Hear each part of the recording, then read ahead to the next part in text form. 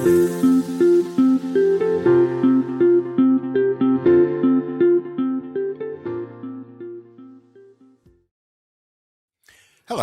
and welcome to T2RL Talks. And in today's podcast, we're going to be talking about some of the issues that were identified in our quarterly status report on the move to modern airline retailing, or OOSD, depending on what you want to call it.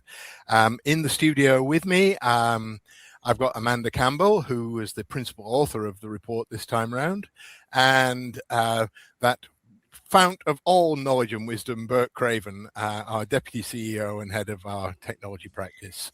So hello to both of you. Hello. Hi. And let's just crack straight on. Quite a lot happening, as always, in the world of airline retailing. And I've got a few things that we've noted that we maybe want to highlight from the report. Let's talk about Navitaire for a moment.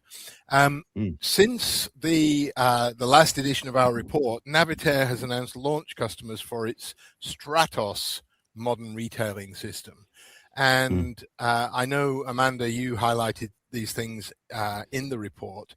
But the question I have really is, did Navitaire even need to do this? Because isn't New Skies already working on the principles of OOSD and without tickets and without RBDs and all of those good things? So what is Navitaire really doing here? Bert, what do you think? I mean, Navitaire have been talking about Stratos for quite a long time. I can remember hearing about it, a good 5 years ago, I think now. And we have to bear in mind that this isn't necessarily only being driven by OOSD. I mean, vendors do from time to time need to re-platform their technology, and they also need to adopt new standards.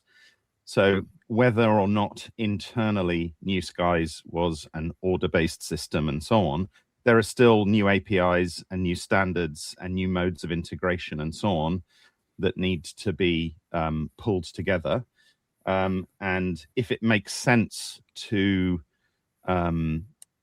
present that to the world as a new platform and to re-platform its customers and offer it as an upgrade path and so on, then that's what makes sense in terms of a product roadmap for Navitaire. How much of that is dressing versus actual material change? Very difficult to say, because I certainly haven't seen inside the box yet.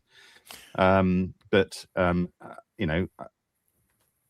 expecting Stratos to contain, a lot of new functionality as well. And ideally, hopefully, some improvements in areas where New Skies always struggled a little bit. So some of its shortcomings, for instance, not being a ticketed system, will go away, will cease to be an issue if we're not using tickets. But other things like support for airline and interconnectivity, or better support for interconnectivity, may well be a bonus. But that also is one of the areas where the standards themselves are a little bit weak at the moment. You could say that, yes. Actually, that's a really interesting point, the point about re-platforming. And I think probably in other industries, this happens somewhat more frequently than it does in our industry. The big traditional vendors, the Amadeuses and Sabres, have probably gone through a single re-platforming exercise in their entire existence. Navitaire's done it twice before, when they moved from the HP 3000 platform to a sort of .NET framework about 15 years ago, and now they're making this move. But I think this is probably an example of where our industry maybe is a little bit behind where some other industries are in terms of incorporating new generations of technology. And I know, Amanda, that's something that has come up in the blog post that we've been discussing recently, the way that the airline industry is a little bit slow to incorporate sort of general IT industry advances. Yeah, I guess as you and I have spoken about, Ian, the airline industry is very special when it comes to technology, but only in certain ways. And so a lot of the regular, straightforward, generalist cross-industry technologies that other industries can swap in and swap out and very readily almost take off the shelf and plug and play, will clearly make it easier for them to do certain upgrades. However, a lot of what airline technology does and the way it serves its customers, etc., for a myriad of reasons that we probably won't get into now, huge complexity, for example, would be one of the fundamental reasons. It just makes airline IT very niche. And when you're dealing with niche suppliers, huge interconnectivity and so forth, I think it just makes it all a little bit more tricky. And so certainly the big replatforming decisions or the big IT decisions are really taken quite cautiously and carefully. So it's very difficult, I think, to compare big tech kind of plays with airline IT changes, because they're very different in terms of nature. There's a couple of other things. I mean, first of all, there has to be a really clear business case. The cost of any kind of transition in airline is high, and therefore there has to be a really clear business case for replatforming in terms of ideally revenue and, if possible, cost savings. So that would be one thing, is that nobody in the airline is going to replatform for the sake of it. And we thankfully have not got that kind of slightly magpie-ish attitude towards technology. We don't adopt things because they're shiny, generally. I think the second thing is that because we've outsourced so much of our technology, and when we think about adopting of new technologies at a kind of foundational or infrastructural level, like, for instance, the move to cloud, unless the vendor is going to pass through either better costs or better SLAs or some other benefit, there's no particular benefit to the consumer of a SaaS platform, whether it's on one type of technology or another, if what I'm buying is a managed software service. And so again, the impetus for an airline to replatform is slightly less when they've got basically outsourced managed software. Whereas the impetus for the vendor to have a more efficient, more flexible, cheaper to run, whatever it may be, more reliable platform is much clearer. And for all we know, many airlines may have had lots of their applications replatformed over the years and didn't know it, because it was being done quietly under the covers of the software they buy. So I mean, I don't want to put words into your mouth, although that's one of my hobbies. It may be that Navitaire is getting more benefit from this implementation of Stratos than the customers are, Navitaire themselves. Always difficult to tell. I mean, I'm sure they will be looking very carefully at the economics of any new platform. And bear in mind today that moving from one version of New Skies to another is not a simple or small feat for an airline. So moving to a whole new platform may be considerable. And so the vendor has to work out, well, what benefits does it bring to me? And what benefits can I pass through to the airline in order for them to encourage them to move to the new platform? There has to be some carrot there for the airline to want the new capabilities. Okay, let's. Sorry. Go ahead, Amanda. I was going to say there must be pretty compelling benefits. I mean, for the likes of low-cost carriers to want to jump on a new technology version or over to a new technology platform. I mean, the promise must be, very good indeed. Yeah. Okay. One airline or airline group that is definitely sold on the benefits of the transformation that's taking place is the Lufthansa Group. And in our report, we note that Lufthansa Group has finally committed to an order management solution, and to nobody's shock, they've committed to the Amadeus Nevio order management solution. But I think it must have been really a very difficult decision for them to have taken, because it's taken them about 3 years. It's 3 years since they went to market and asked for proposals. And if I know anything at all about the Lufthansa Group, they will have given this incredibly serious consideration during those 3 years. But they have now committed to Amadeus. But simultaneously, they've also extended their relationship with pros. So it's fairly clear that the offer side of the equation is going to be largely dependent on pros, and the order management is going to be Amadeus. So is this going to be the first major airline group to really implement a modular approach to offers and orders? Yeah, I mean, the proof will be in the pudding, I think, in terms of exactly which components end up coming from who. And as yet, I don't think anybody other than Lufthansa know exactly which modules of Nevio they've committed to and which ones are optional and so on. But they are clearly keeping their options in offer open. And that's also an approach we've seen at other carriers. Lufthansa are a bit unusual because, first of all, they are big enough and capable enough for it to be completely realistic for them to maintain a very hybridized environment. Secondly, they think in very long cycles. So they will, we've been saying up to now that quite a lot of the deals that we're seeing in OOSD are primarily being driven by the fact that a PSS agreement is expiring and must be renewed.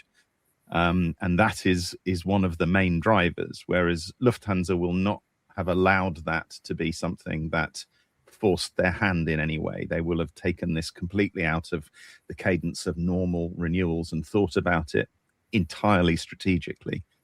So, and also that gave them the luxury of having 3 years to make the decision, which not many other airlines are able to have. So,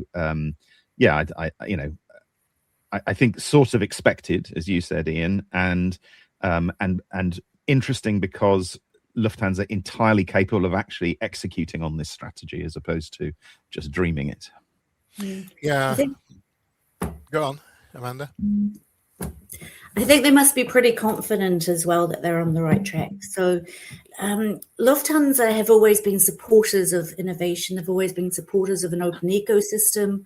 They've been supporters of, the underdog almost who's really trying to make a difference in the industry. So to go with like a big player like Amadeus with Nevio, for example, that they must be confident then that they can innovate from there. So I'm sure that they are certainly not looking to lock themselves in any way, shape or form. And let's hope that they continue to innovate and support those smaller players who are really punching above their weight and doing great things in the industry, like they always have. So hopefully it means good things will come.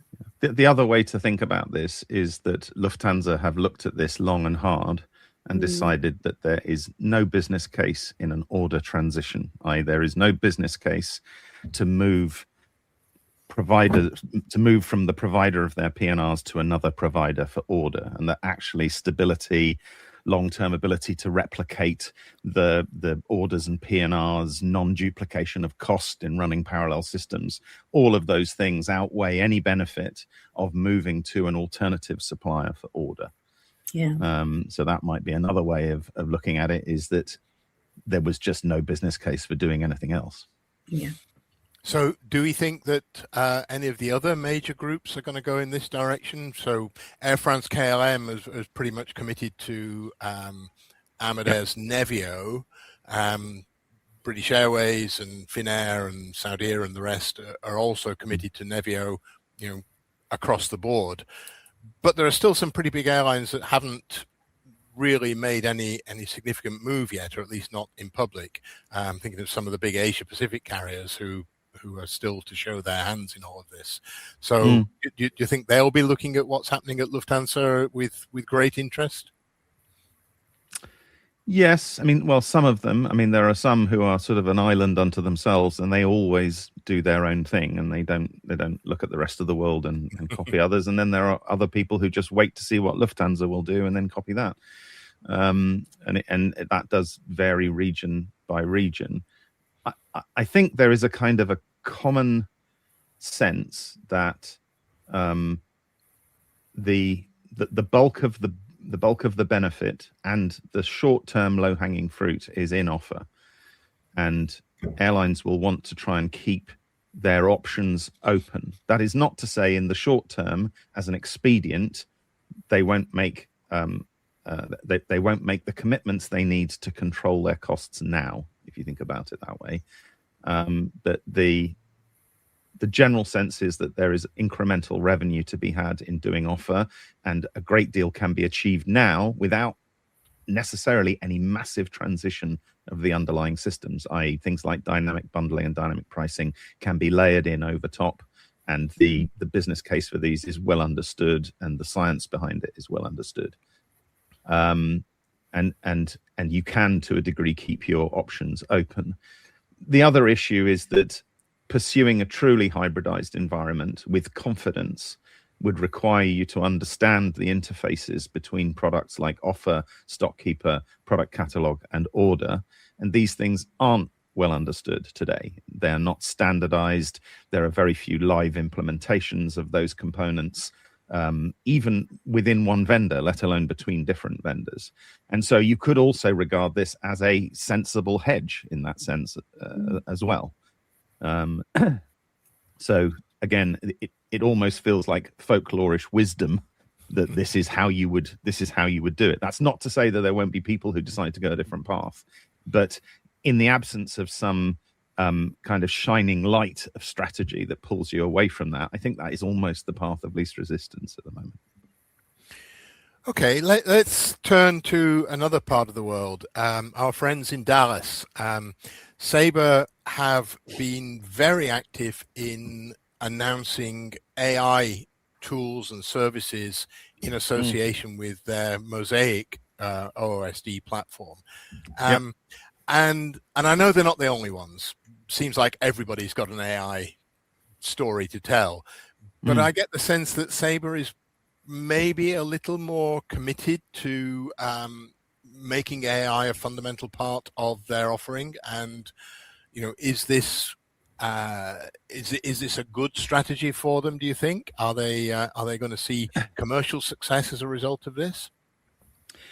I think every vendor at the moment has to have a story around AI, and they have to have something reasonably convincing. And in fact, there's a suggestion at the moment that any vendor, particularly a SaaS vendor, if they don't have a story around AI, they're going to be punished for that by the market. And so if you're operating a SaaS platform today, and there's news stories on a daily basis about how the SaaS is over, AI finishes SaaS, you know, we've already seen huge write-downs in the market of stock value based on this speculation that AI kills SaaS. So it's a difficult one. It does definitely feel like Sabre have stolen a bit of a march here, but they've stolen a bit of a march in what I think is a road that doesn't have a clear destination. So you could say, well, they're the furthest down the road, but we're not sure where the road goes. I think they've made that, they've done some very good presentations on this. We've seen some very big public announcements. We've also seen Amadeus's, I can't remember the name of the company they bought, but they bought an AI company, and there's been a lot of talk about leading in agentic and all of this sort of thing. So how much of that is a strategic play versus we have to have a story to tell the market here? I think there's probably a little bit of both. And there are certainly things that any SaaS vendor can be doing as sort of no regrets activity at the moment in the areas of AI R&D. But yes, I mean, it's really difficult. It's as difficult to read as the AI market is at the moment. Okay. So we'll be watching. What comes out of Dallas in the near future. Incidentally, I just asked an AI which for the name of the company that Amadeus has bought, and it's come back with 3 different ones. So obviously, Amadeus is pretty active in that either field. Deep Pockets or dumb AI. We don't know the answer. Or possibly both. Yes. Let's step back a bit, because to an extent, all of this started with NDC. 2012, IATA announced this new distribution capability, and we're finally seeing it make some reasonable inroads into the market. We're getting decent numbers, although still nowhere near the universal adoption of NDC that IATA was forecasting for 2014, 2017, 2018, and so on and so on. But we've seen one of the airlines that we talk to on a fairly regular basis, that's Avianca, apparently rolling back their commitment to NDC, or rolling back the availability of their NDC. Is this a strategic move, Amanda, or is this something, a tactical move to further some negotiation that they're in? Yeah, well, I think, certainly it does seem they're rolling back to a certain extent, but I think it's to be clear that they're not like completely abandoning NDC altogether. So they've really just removed NDC from the GDS channel and the aggregator channel, but they're still enabling, travel agents to make bookings through the portal, for example. We've spoken about it internally, and I think one of the things that have come out is that it's potentially due to some contractual negotiation issues going on with the GDS. That seems to be the most likely reason at the moment. Certainly we don't, for them to actually abandon NDC altogether and go into a completely different direction would make them not 100% unique, I'm sure, but certainly the outlier. So yeah, we sense that maybe there's something going on behind the scenes. Yeah, and I should probably stress, for the avoidance of doubt, as they say, that we are not currently privy to any confidential information out of Avianca. We've worked with them quite a lot in the past, but we are not on the inside of this story. We're looking at it just the way everyone else in the market is looking at it. And there are a lot of different things at play. I mean, the Latin American market is a bit different to other markets in the world. Airlines do go through different strategic phases. In early stages, it could be about channel parity, and now it's about dynamic pricing. As Amanda said, this could be part of some ongoing negotiation. There could be a bit of saber rattling going on here. Saber as in sword, not as in the technology provider, obviously. There could be both. But it's difficult from observing an airline's content behavior from one month to the next to say whether that's a tactical move or a strategic one. But definitely something to watch. Yeah, and I think it's fair to say that as of right now, Avianca is something of an outlier. It's the only airline that's apparently going down this path, which lends credence to the idea that it is a tactical move intended to achieve something in a contractual negotiation, rather than turning their back on NDC. Look, and we've seen airlines go entirely dark. We've in the past, indeed. And then 3 months later they're back on, and everybody's friends again. So, as I said, I think we'll just watch this space, really. Yeah. Okay. Another bit of technology that was actually very much part of the original specification for NDC, that kind of got a little bit lost in the weeds over the last decade or so of implementations, and that is airline profile. The idea of airline profile when NDC was first launched was that every airline would create an airline profile. They would make it available to the travel sellers and aggregators in the market, and those travel sellers and aggregators would refrain from asking the airline for any products, any services that the airline knew it would never want to offer. And that seemed eminently sensible, because I think we all know that look to book ratios are of enormous concern. But as I say, airline profiles seem to take very much a back seat in the way that NDC has been rolled out over the last decade. But now we have Amadeus Airline Profile, and we have Air France KLM publicly stating that they've reduced their spurious queries by about 70% by using Amadeus Airline Profile. And naturally, Amadeus Airline Profile uses AI, which was not generally available back in 2013 when we were discussing this in Geneva. So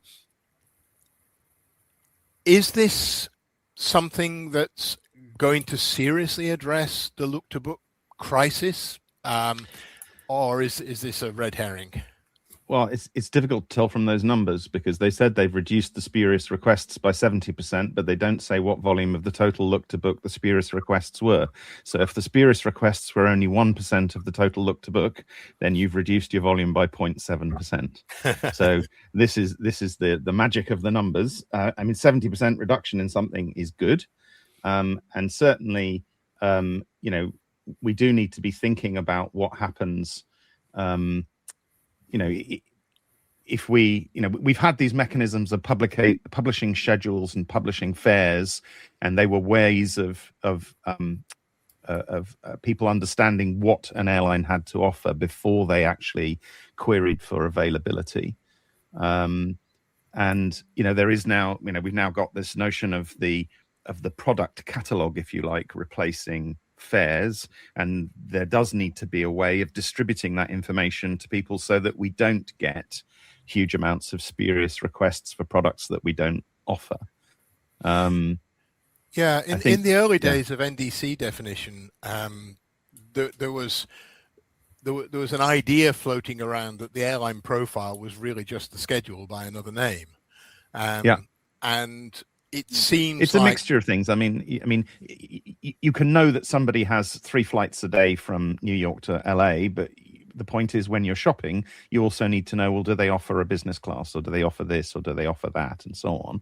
Because again, I don't want to shop you unnecessarily. This isn't necessarily about shopping you for a route you don't fly. It's specifically, as we get into personalized offers and all of these things, is actually, I want a business class seat with in-seat power and a meal and so on. Yeah. Okay.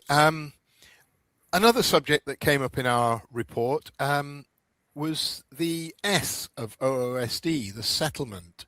And maybe of all the components, it's the one that's had the least attention from the chattering classes, in which I would include ourselves.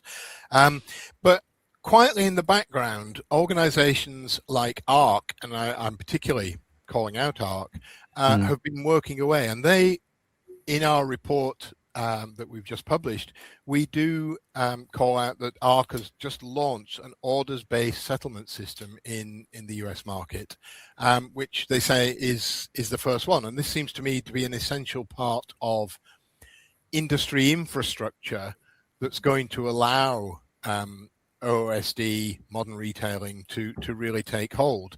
And I've been always impressed by the way that ARC has just sort of quietly got on with stuff. They haven't been shouting from the rooftops so much, but all of a sudden we have ARC offering a fully capable orders settlement system to go with their NDC-based settlement that they launched some time ago. So that's ARC. IATA BSP provide the same functions as ARC in the rest of the world.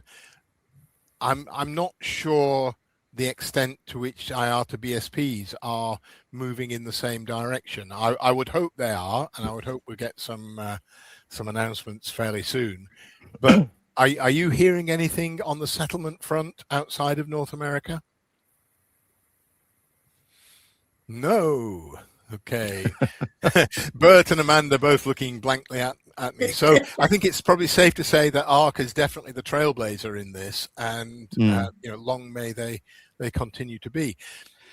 Yeah, I think there's a difference. I mean, IATA had the SWO, settlement with orders standards, but the extent to which those are simply a set of standards for how a thing should be done versus a service that might be offered, and I don't know if IATA have made any announcements about services that they would provide, because a set of standards is fine, but a common service is probably more useful for airlines.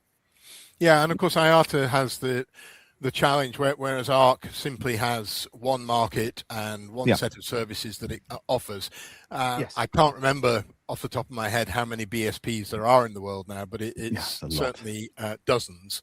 and IATA would have to roll out these services across a wide range of BSPs, each of which has local partners and a lot more complexity in the market.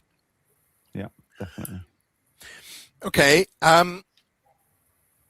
Last item from the report that I just want to highlight, and I particularly want to highlight it because I also want to put in a bit of a trail for the T2RL Engage conference, which is now just 6 months away. You might think 6 months is a long time, but those of us who are putting together the agenda and assembling the event, 6 months seems like the blink of an eye. However, one of the things that we're going to be doing at that event is trying to bring out a discussion of whether agentic AI simply does away with the need to update our platforms. Surely if software agents are now going to be so smart, they can cope with PNRs and RBDs and tickets and all the rest of it, and they don't really need us to put in this huge investment to refactoring our platforms. Now that's one view, and some people certainly have that view. There is another view, notably from Claude Muller of IATA, who published a long blog post on this a couple of months ago, that says, actually, no, you need to move to a more rational data standard within order management to enable the agentic AI to take root, and to enable things like MCP servers to be relevant.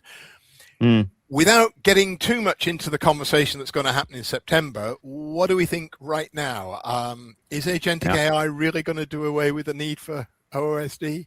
I'm going to be very boring and say that it's neither of those extremes. So agentic AI is not going to solve the problem of PNRs and tickets and EMDs unless, everything that we've been saying about PNRs and tickets and EMDs over the past few years is not true.